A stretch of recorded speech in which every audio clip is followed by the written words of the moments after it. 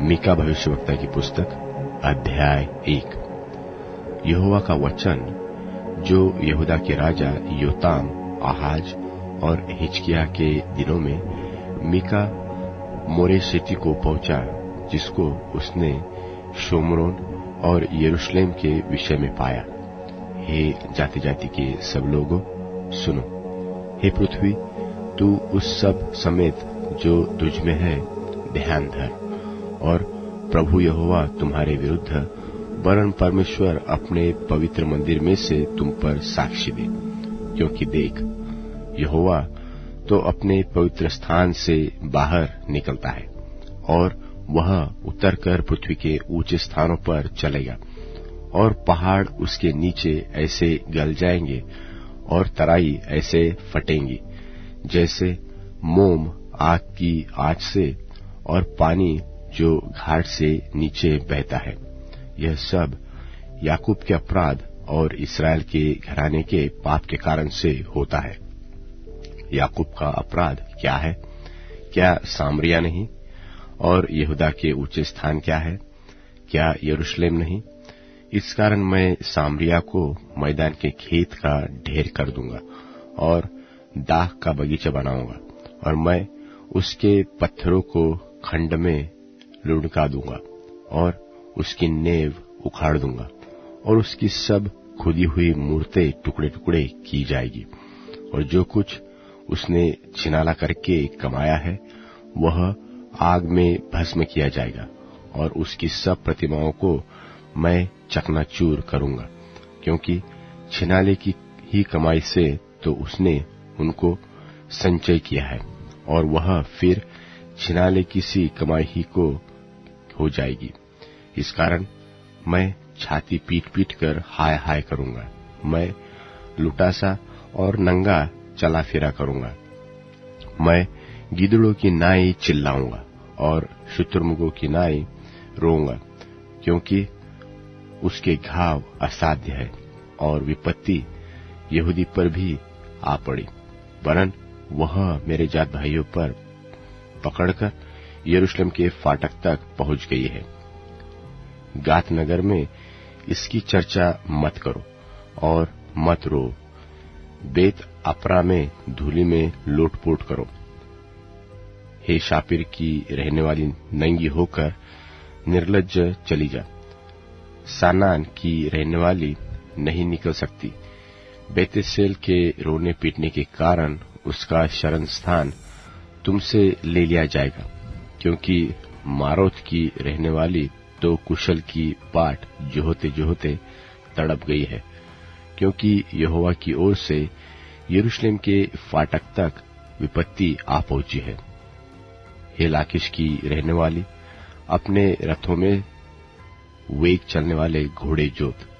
तुझी से सियोन की प्रजा के पाप का आरंभ हुआ, क्योंकि इस्राएल के अपराध भी तुझी में पाए गए। इस कारण तू गात के मोर्शेत को दान देकर दूर कर देगा, क्योंकि अकजीब के घर से इस्राएल के राजा धोखा ही खाएंगे।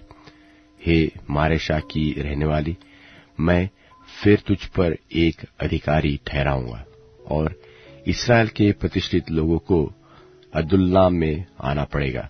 अपने दुलारे लड़कों के लिए अपना केश कटवाकर सिर मुंडा, वरन अपना पूरा सिर गिद्ध के समान गंजा कर दे, क्योंकि वे बंधुए होकर तेरे पास से चले गए हैं।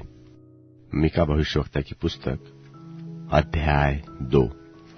मीका भविष्यवक्ता की पुस्तक अध्याय 2। हाय उन पर जो बिछौने पर पड़े हुए बुराइयों के उपाय की कल्पना करते और दुष्ट कर्म की इच्छा रखते हैं।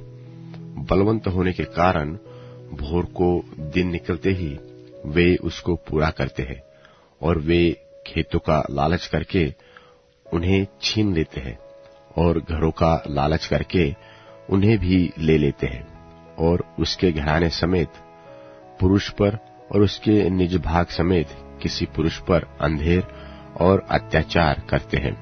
इस कारण यहोवा यो कहता है कि मैं इस कुल पर ऐसी विपत्ति डालने की कल्पना करता हूं जिसके नीचे से तुम अपनी गर्दन हटा न सकोगे, न अपने सिर ऊंचा कर पाएंगे, क्योंकि वह विपत्ति का समय होगा।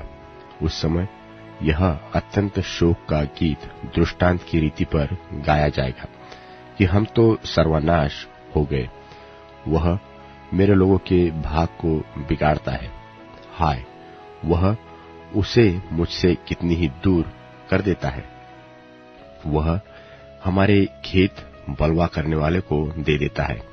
इस कारण तेरा ऐसा कोई न होगा जो यहोवा की मंडली में चिट्ठी डालकर नापने की डोरी डाले। बकवासी कहा करते हैं कि बकवास न करो, इन बातों के लिए न कहा करो। ऐसे लोगों में से अप्रतिष्ठा जाति न रहेगी। हे याकूब के घराने, क्या यह कहा जाए कि यहोवा का आत्मा अधीर हो गया है? क्या ये काम उसी के किए हुए है? क्या मेरे वचनों से उसका भला नहीं होता जो सिधाई से चलता है? परंतु कल की बात है कि मेरी प्रजा शत्रु बनकर मेरे विरुद्ध उठी है। तुम शांत और भोले भाले राहियों के जो लड़ाई का विचार न करके निधड़क चल रहे हैं, उनके तक के तन से चादर छीन लेते हो। मेरी प्रजा की स्त्रियों को तुम उनके सुखधामों से निकाल देते हो और उनके नन्हे बच्चों से तुम मेरी दी हुई उत्तम वस्तुएं सर्वदा के लिए छीन लेते हो। उठो, चले जाओ, क्योंकि यह तुम्हारा विश्राम स्थान नहीं है। इसका कारण वह अशुद्धता है जो कठिन दुख के साथ तुम्हारा नाश करेगी।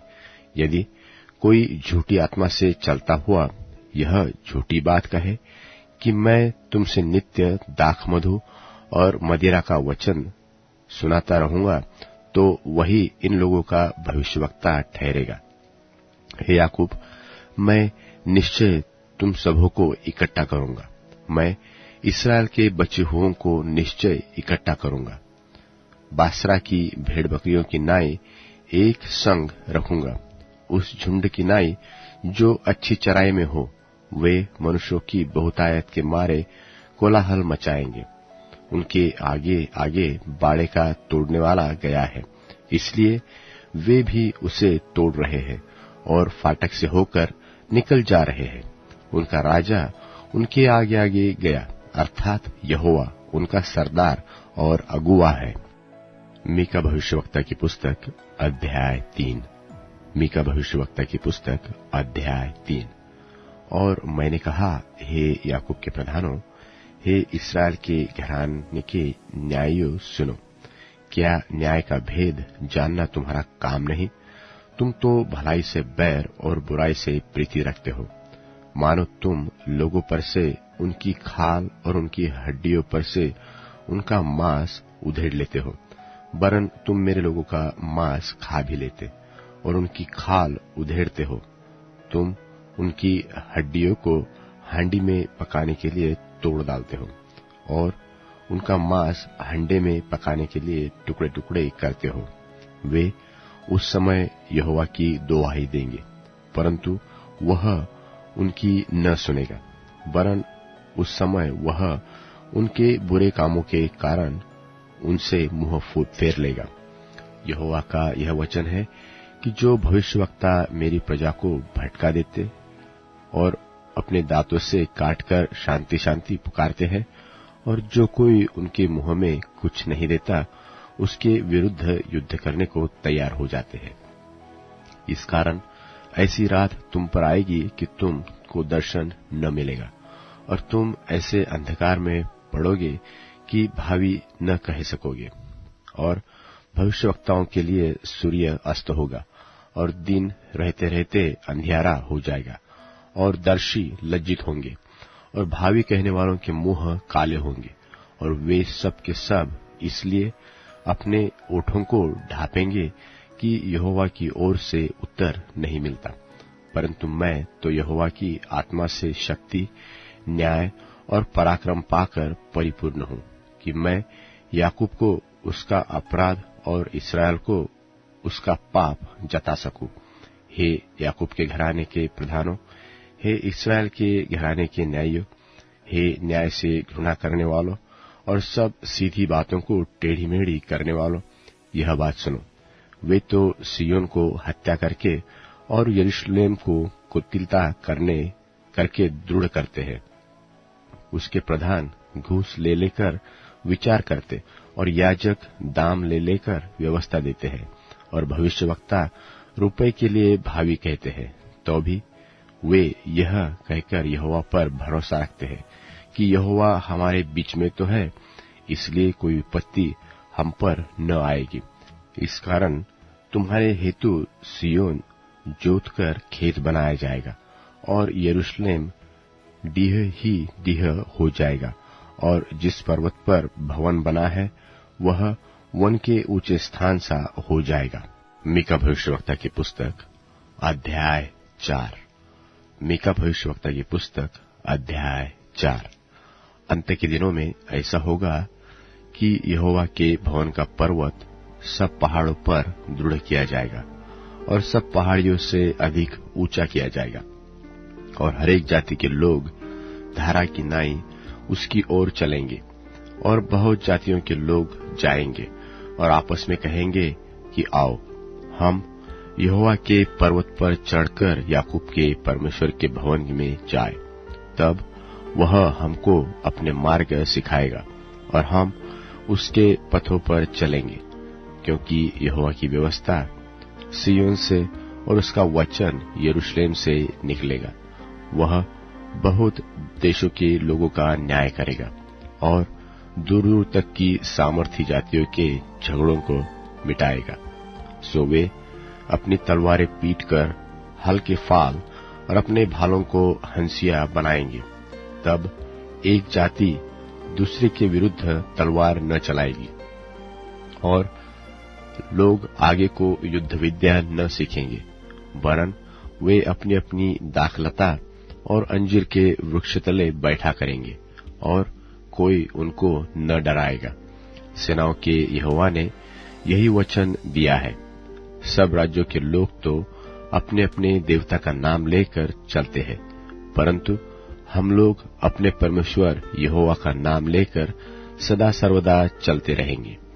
यहोवा की यह वाणी है कि उस समय मैं प्रजा के लंगड़ों और बरबस निकाले हुओं को और जिनको मैंने दुख दिया है उन सबको इकट्ठे करूंगा, और मैं लंगड़ों को बचा रखूंगा और दूर किए हुओं को एक सामर्थी जाति कर दूंगा, और यहोवा उन पर सिय्योन पर्वत के ऊपर से सदा राज्य करता रहेगा। और हे एदेर के गुम्मट, हे सिय्योन की पहाड़ी, पहली प्रभुता अर्थात यरूशलेम का राज्य तुझे मिलेगा। अब तू क्यों चिल्लाती है? क्या तुझ में कोई राजा नहीं रहा? क्या तेरा युक्ति करने वाला नाश हो गया, जिससे जच्चा स्त्री की नाई तुझे पीड़ा उठती है? हे सिय्योन की बेटी, जच्चा स्त्री की नाई पीड़ा उठाकर उत्पन्न कर, क्योंकि अब तू गढ़ी में से निकलकर मैदान में बसेगी, वरन बाबुल तक जाएगी, वही तू छुड़ाई जाएगी, अर्थात वही यहोवा तुझे तेरे शत्रुओं के वश से छुड़ाएगा। और अब बहुत सी जातियां तेरे विरुद्ध इकट्ठा होकर तेरे विषय में कहेगी कि सिय्योन अपवित्र की जाए और हम अपनी आंखों से उसको निहारें, परंतु वे यहोवा की कल्पनाएं नहीं जानते, न उसकी युक्ति समझते हैं कि वह उन्हें ऐसा बटोर लेगा जैसे खलिहान में पूले बटोरे जाते हैं। हे सिय्योन, उठ और दाव, मैं तेरे सिंगों को लोहे के और तेरे खुरों को पीतल के बना दूंगा, और तू बहुत सी जातियों को चूर चूर करेगी और उनकी कमाई यहोवा को और उनकी संपत्ति पृथ्वी के प्रभु के लिए अर्पण करेगी। मीका भविष्यवक्ता की पुस्तक अध्याय 5। मीका भविष्यवक्ता की पुस्तक अध्याय 5। अब हे बहुत दलों की स्वामिनी, दल बांध बांध कर इकट्ठी हो, क्योंकि उसने हम लोगों को घेर लिया है। वे इस्राएल के न्यायी के गाल पर सोटा मारेंगे, हे बेथलहेम एप्राता, यदि तू ऐसा छोटा है कि यहूदा के हजारों में गिना नहीं जाता, तो भी तुझ में से मेरे लिए एक पुरुष निकलेगा जो इस्राएलियों में प्रभुता करने वाला होगा, और उसका निकलना प्राचीन काल से वरन अनादिकाल से होता आया है। इस कारण वह उनको उस समय तक त्यागे रहेगा जब तक जच्चा उत्पन्न न करे। तब इस्राएलियों के पास उसके बचे हुए भाई लौटकर उनसे मिल जाएंगे, और वह खड़ा होकर यहोवा की दी हुई शक्ति से और अपने परमेश्वर यहोवा के नाम के प्रताप से उनकी चरवाही करेगा, और वे बैठे रहेंगे, क्योंकि अब वह पृथ्वी की छोर तक महान ठहरेगा, और वह शांति का मूल होगा। जब अश्शूरी हमारे देश पर चढ़ाई करे और हमारे राजभवनों में पांव धरे, तब हम उनके विरुद्ध 7 चरवाहे वरन 8 प्रधान मनुष्य खड़े करेंगे, और वे अश्शूर के देश को वरन पैठाव के स्थानों तक निम्रोद के देश को तलवार चलाकर मार लेंगे। और जब अश्शूरी लोग हमारे देश में आए और उसके सिवाने के भीतर पांव धरे, तब वही पुरुष हमको उनसे बचाएगा, और याकूब के बचे हुए लोग बहुत राज्यों के बीच ऐसा काम करेंगे जैसा यहोवा की ओर से पड़ने वाली ओस और घास पर की वर्षा, जो किसी के लिए नहीं ठहरती और मनुष्यों की बाट नहीं जो होती। और याकूब के बचे हुए लोग जातियों में और देश देश के लोगों के बीच ऐसे होंगे जैसे वन पशुओं में सिंह व भेड़ बकरियों के झुंडों में जवान सिंह होता है, कि यदि वह उनके बीच में से जाए तो लताड़ता और फाड़ता जाएगा, और कोई बचा न सकेगा। तेरा हाथ तेरे द्रोहियों पर पड़े, और तेरे सब शत्रु नाश हो जाए। यहोवा की यह वाणी है कि उस समय मैं तेरे घोड़ों को तेरे बीच में से नाश करूंगा, और तेरे रथों का विनाश करूंगा, और मैं तेरे देश के नगरों को भी नाश करूंगा, और तेरे किलों को ढा दूंगा, और मैं तेरे तंत्र मंत्र नाश करूंगा, और तुझमें टोना के आगे को न रखेंगे। और मैं तेरी खुदी हुई मूर्तें और तेरी लाठें तेरे बीच में से नाश करूंगा, और तू आगे को अपने हाथ की बनाई हुई वस्तुओं को दंडवत न करेगा।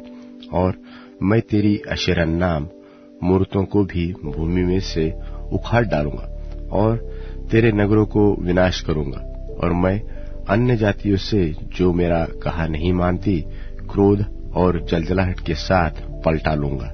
मीका भविष्यवक्ता की पुस्तक अध्याय 6। मीका भविष्यवक्ता की पुस्तक अध्याय 6।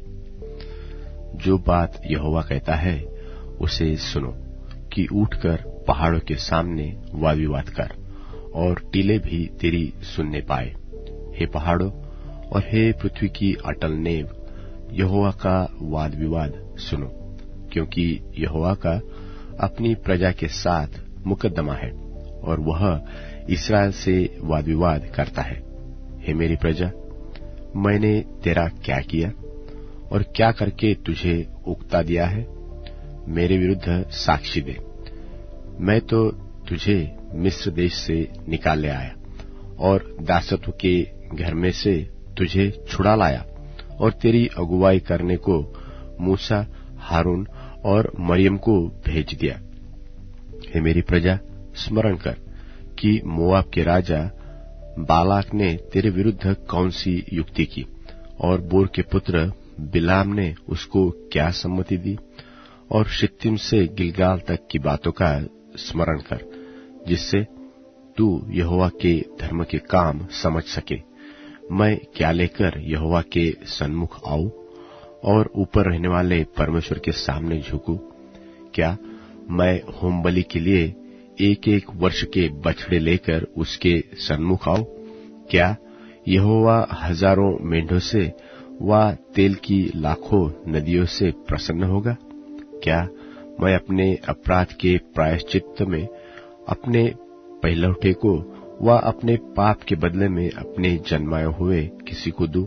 हे मनुष्य, वह तुझे बता चुका है कि अच्छा क्या है, और यहोवा तुझसे इसको छोड़ और क्या चाहता है कि तू न्याय से काम करे और कृपा से प्रीति रखे और अपने परमेश्वर के संग संग नम्रता से चले।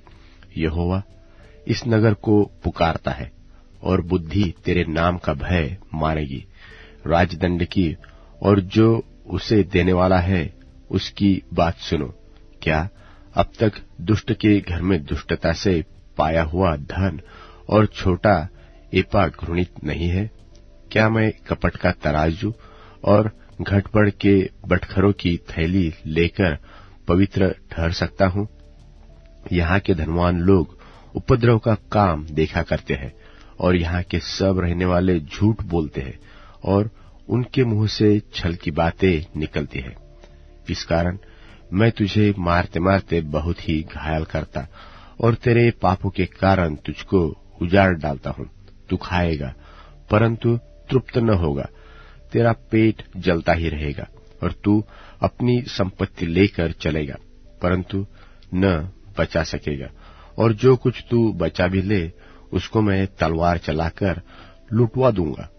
तू बोएगा परंतु लवेगा नहीं, तू जलपाई का तेल निकालेगा परंतु लगाने न पाएगा, और दाख रौंदेगा परंतु दाख मधु पीने न पाएगा, क्योंकि वे उम्री की विधियों पर और अहाब के घराने के सब लोग कामों पर चलते हैं और उनकी युक्तियों के अनुसार तुम चलते हो।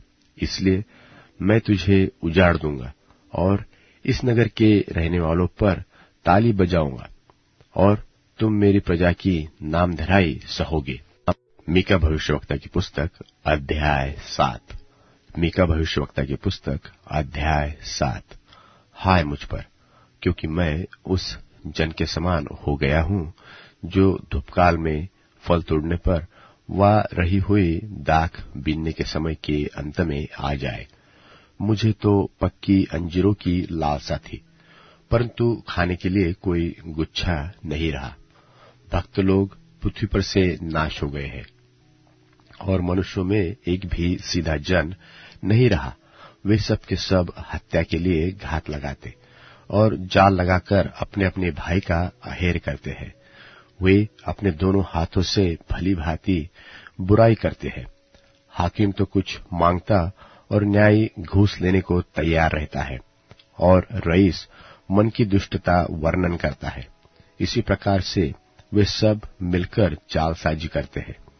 उनमें से जो उत्तम से उत्तम है वह कटीली झाड़ी के समान दुखदायी है, जो सीधे से सीधा है वह कांटे वाले बाड़े से भी बुरा है।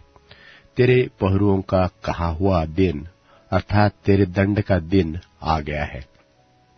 अब वे शीघ्र चौंधिया जाएंगे। मित्र पर विश्वास मत करो, परम मित्र पर भी भरोसा मत रखो, वरन अपनी अर्धांगिनी से भी संभल कर बोलना, क्योंकि पुत्र पिता का अपमान करता और बेटी माता के और पतोह सास के विरुद्ध उठती है, और एक एक जन के घर ही के लोग उसके शत्रु होते हैं। परंतु मैं यहोवा की ओर ताकता रहूंगा, मैं अपने उद्धारकर्ता परमेश्वर की बाट जोहता रहूंगा। मेरा परमेश्वर मेरी सुनेगा। हे मेरी बैरिन, मुझ पर आनंद मत कर, क्योंकि जो ही मैं गिरूंगा त्यों ही उठूंगा, और जो ही मैं अंधकार में पड़ूंगा त्यों ही यहोवा मेरे लिए ज्योति का काम देगा। मैंने जो यहोवा के विरुद्ध पाप किया, इस कारण मैं उस समय तक उसके क्रोध को सहता रहूंगा, जब तक कि वह मेरा मुकदमा लड़कर मेरा न्याय न चुकाए। उस समय वह मुझे उजियाले में निकाल ले आएगा और मैं उसका धर्म देखूंगा। तब मेरी बैरिन जो मुझसे यह कहती है कि तेरा परमेश्वर यहोवा कहाँ रहा, वह भी उसे देखेगी और लज्जा से मुंह ढांपेगी कि मैं अपनी आंखों से उसे देखूंगा। तब वह सड़कों की कीच की नाई लताड़ी जाएगी। तब तेरे बाड़ के बांधने के दिन उसकी सीमा बढ़ाई जाएगी। उस दिन अश्शूर से और मिस्र के नगरों से और मिस्र और महानद के बीच के और समुद्र और पहाड़ के बीच के देशों से लोग तेरे पास आएंगे। तो भी यह देश अपने रहने वालों के कामों के कारण उजाड़ हो जाएगा, उजाड़ हो रहेगा।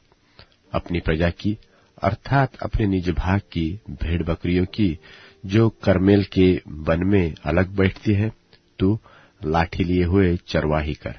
वे पूर्वकाल की नाई बाशान और गिलाद में चरा करे, जैसे कि मिस्र देश से तेरे निकल आने के दिनों में, वैसे ही अब मैं उसको अद्भुत काम दिखाऊंगा। अन्य जातियां देखकर अपने सारे पराक्रम के विषय में लजाएंगी। वह अपने मुंह को हाथ से छिपाएगी और उनके कान बहिरे हो जाएंगे। वे सर्प की नाई मिट्टी चटेगी और भूमि पर रेंगने वाले जंतुओं की भांति अपने कांटों में से कांपती हुई निकलेंगी। वे हमारे परमेश्वर यहोवा के पास थरथराती हुई आएंगी।